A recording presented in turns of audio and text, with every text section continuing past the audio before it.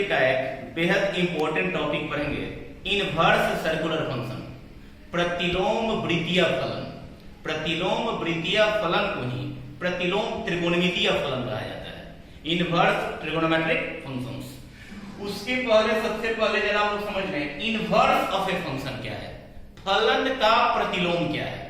फलन के प्रतिलोम को समझा जाए, उसके बाद इनवर्स ऑफ ट्रिगोनोमेट्रिक फंक्शन किया जाएगा। ठीक है, late f be a function from a to b which is 1 1 and on 2। यदि कोई फलन a से b में परिभाषित हो तो एक ऐसा फलन जो b से a में परिभाषित हो।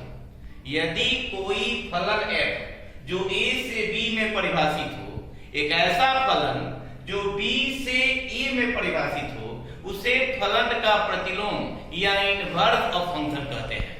If is a function defined from a to b, then if inverse is a function which is defined from b to a।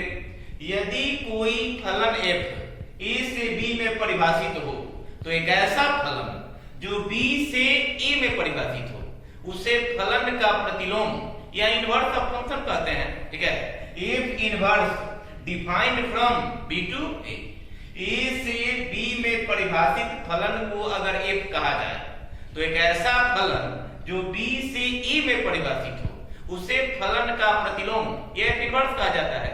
f is defined from a to b, then f inverse is defined from b to a। ठीक है, it is called inverse of function। अब यहां हम देख लेंगे a में जो value है, a का इमेज कितना है जी, 2 है। b का इमेज कितना है, 3 है। c का इमेज कितना है, 4 है। d का इमेज क्या है, a के प्रत्येक अलग अलग सदस्य के लिए b में अलग अलग इमेज है। ठीक है, फंक्शन f a से b में परिभाषित है। a का इमेज 2 है, 2 का प्री इमेज a है। समुच्चय a के सदस्यों को डोमेन या प्रभाव क्षेत्र कहा जाता है। समुच्चय a के सदस्यों को डोमेन या प्रभाव क्षेत्र कहते हैं। ठीक है, x के जिस मान के लिए फलन परिभाषित हो वह डोमेन है। x का मान रखने से जो y का मान प्राप्त होता है, यानी b के सदस्यों को हम रेंज कहते हैं। ठीक है, ऐसे कह सकते हैं domain of f equal to range of f inverse हो जाएगा। Range of f equal to domain of f inverse हो जाएगा। जो f के लिए डोमेन का काम करेगा वह f इनवर्स का रेंज हो जाएगा।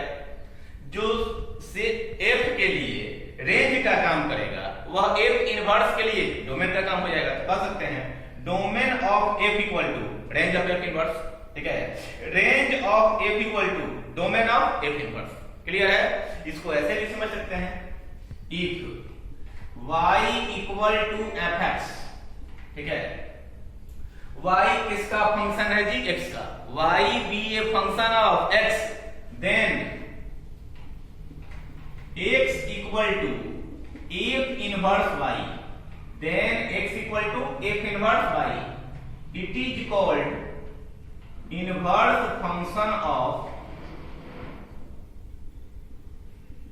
ठीक है, y अगर x का फलन हो तो x को y का प्रतिलोम फलन कहा जाता है।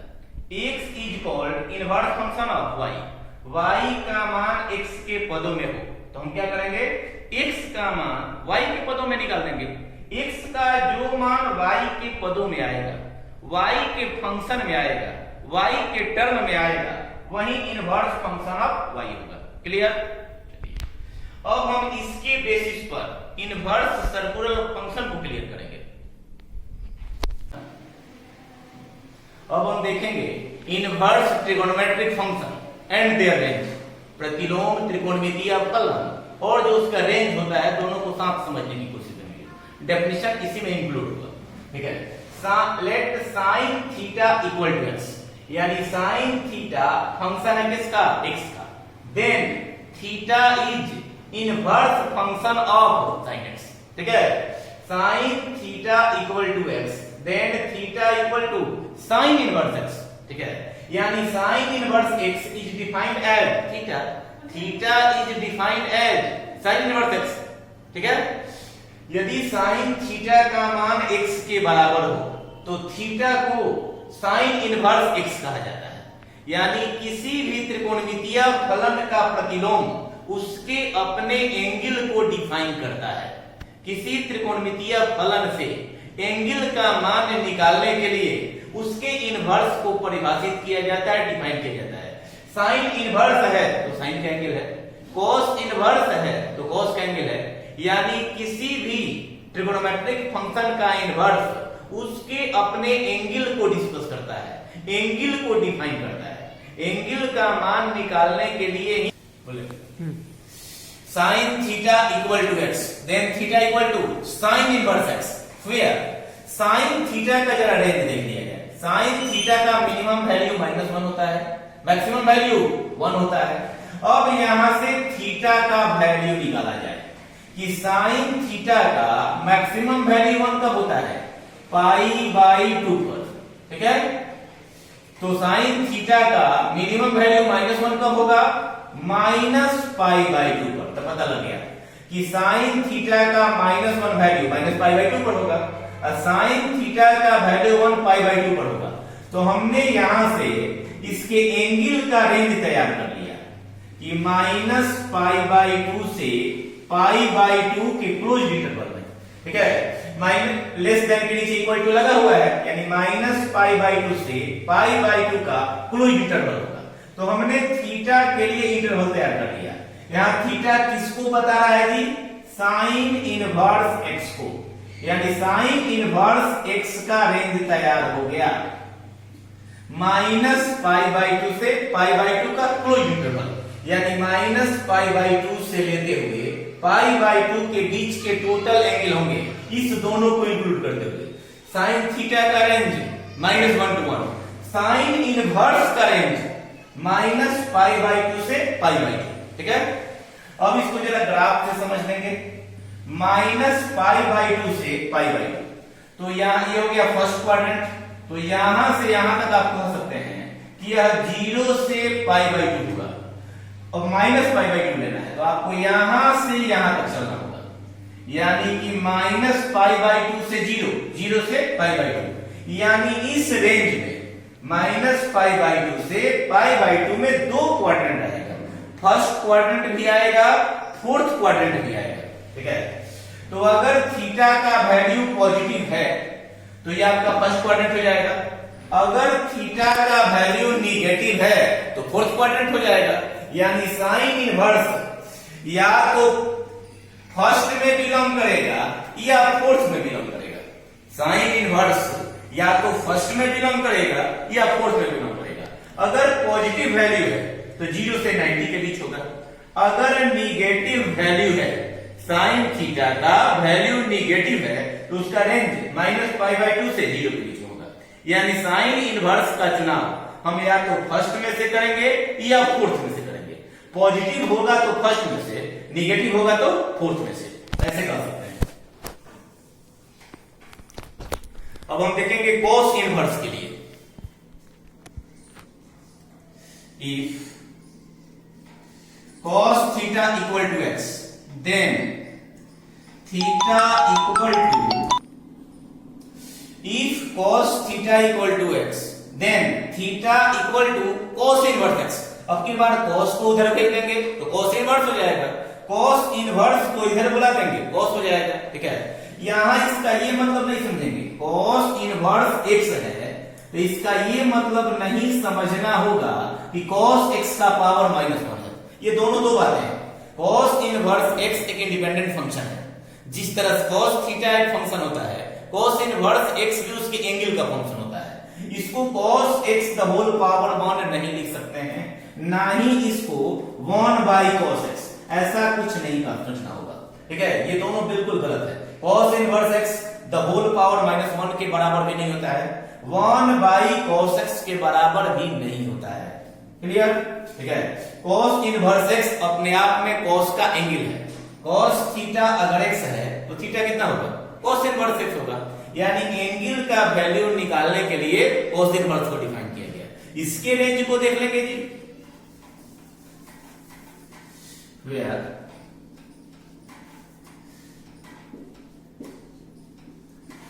cos थीटा का भी मिनिमम वैल्यू -1 होता है, मैक्सिमम वैल्यू 1 होता है। अब यहां से इसके थीटा का वैल्यू पता लगाया जाए। cos थीटा का मैक्सिमम वैल्यू यानी 1 कब होता है? cos 0 डिग्री पर 1 होता है, तो यहां 0 लिख देंगे। cos थीटा का वैल्यू -1 कब होता है? तो यह पाई पर होता है, 180 पर होता है, इसको इधर लिख देंगे, ठीक है। cos फर्स्ट क्वाड्रेंट में डिक्रीजिंग फंक्शन होता है, इसलिए 1 के वैल्यू को इधर पुट कर दीजिए, -1 के वैल्यू को इधर पुट कर दीजिए। क्योंकि यह असेंडिंग ऑर्डर में पहले से अरेंज है, ठीक है। यहां से हम बता सकते हैं कि थीटा कहां से कहां लाई करेगा जी, 0 से पाई। थीटा का रेंज तैयार हो गया, यानी cos इनवर्स का रेंज तैयार हो गया, 0 to पाई। cos थीटा का रेंज -1 to 1, cos इनवर्स का रेंज, इसके एंगल का रेंज कहां होगा जी, 0 से पाई होगा, 0 से पाई का क्लोज्ड इंटरवल होगा। cos इनवर्स का रेंज कितना हो गया, 0 से पाई का क्लोज इंटरवल, ठीक है, यानी 0 से पाई तक टोटल। अब यानी 0 से पाई तक, तो 0 से पाई तक में फर्स्ट क्वाड्रेंट भी आएगा, सेकंड क्वाड्रेंट भी आएगा, यानी cos इनवर्स कहां बिलोंग करेगा, या तो फर्स्ट क्वाड्रेंट में या फोर्थ क्वाड्रेंट में। अगर पॉजिटिव है, cos थीटा का वैल्यू पॉजिटिव है, तो वह फर्स्ट क्वाड्रेंट में मिलेगा, 0 से π/2 के बीच में लग करेगा। अगर cos थीटा का वैल्यू निगेटिव है, अगर cos थीटा का वैल्यू निगेटिव है, तो सेकंड क्वाड्रेंट में 90 से 180 के बीच में लाई करेगा, ठीक है। तो यहां अगर थीटा होता है, तो सेकंड क्वाड्रेंट के लिए एंगल क्या होता है, π- थीटा। अगर फर्स्ट में वैल्यू थीटा है, तो सेकंड क्वाड्रेंट के एंगल के लिए हम क्या लिखते हैं, π- थीटा, ऐसे समझेंगे। cos इनवर्स x है, तो हमारा थीटा हो जाएगा। अगर cos इनवर्स -x है, तो π- थीटा हो जाएगा। अगर cos थीटा का वैल्यू निगेटिव है, तो सेकंड क्वाड्रेंट में लाई करेगा, यानी 90 से 180 के बीच में होगा। यानी इसका एंगल कैसे डिस्कस होगा, π- थीटा से।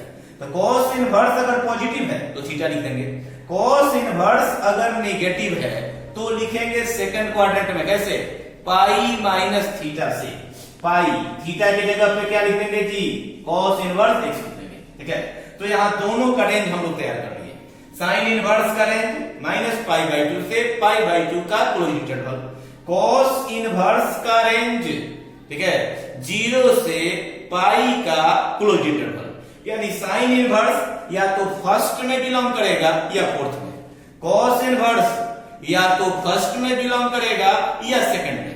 फर्स्ट में है तो थीटा है, सेकंड में है तो π- थीटा है। इसी से हम tan inverse, cot inverse, sec inverse, cos inverse चारों अलग अलग डिस्कस कर लेंगे। साइन इनवर्स में क्लोज इंटरवल होता है, तो इसी के जैसा tan इनवर्स होता है। तो tan इनवर्स में -π/2 से π/2 का ओपन इंटरवल हो जाएगा।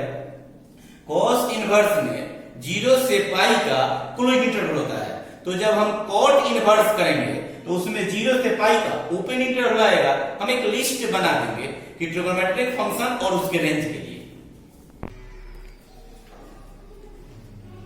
सभी ट्रिगोनोमेट्रिक फंक्शन के रेंज को सामने लिख दिया गया है। रेंज भी बोलते हैं, प्रिंसिपल ब्रांच भी बोलते हैं, ठीक है।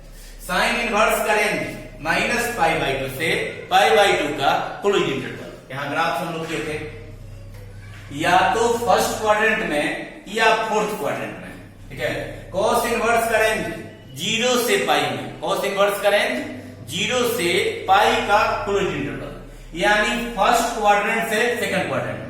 फर्स्ट में होगा तो थीटा, सेकंड में होगा तो π- थीटा। जैसा साइन इनवर्स का होता है वैसा ही tan इनवर्स का होता है। साइन इनवर्स में क्लोज इंटरवल होता है, जबकि tan इनवर्स में ओपन इंटरवल होता है। इसमें -π/2 से π/2 के बीच के वैल्यू लिए जाएंगे। इसमें दोनों बाउंड्री नहीं ली जाएगी, -π/2 नहीं होगा, π/2 भी नहीं होगा, इनके बीच के एलिमेंट्स होंगे। जैसा cos इनवर्स होता है वैसा ही cot इनवर्स होता है।